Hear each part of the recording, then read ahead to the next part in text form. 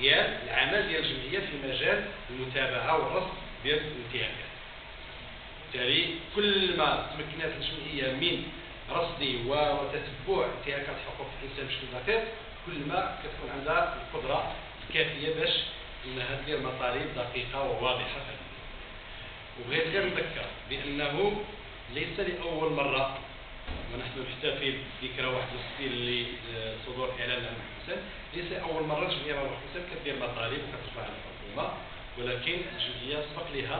منذ سنه 1998 منذ 1998 يعني ما يزيد تقريبا 11 سنه، والجمعيه كتوضع مذكره مطلبيه كل سنه وكترفعها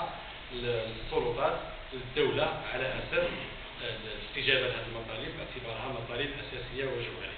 اول مذكره درناها في 98 واخر مذكره درناها في 2009، وفي 2 جانفي من كل سنه ابتداء من 2 جانفي 2001 كل 2 جانفي بمناسبه احتفال عيد الحسن كنحيلوا المذكره ديالنا وكنرفعوها للدوله، وكنطلبوا منها انها تحاور معنا عليها على اساس انها تستجب لها باعتبارها كتضمن مطالب اساسيه. وهذه المطالب الاساسيه بالنسبه لنا كنقولوا الا كانت كما قال الرفيق عصري في العرض ديالو، الا كانت الدوله المغربيه او اي دوله في العالم كتقدر تحكم عليها واش هي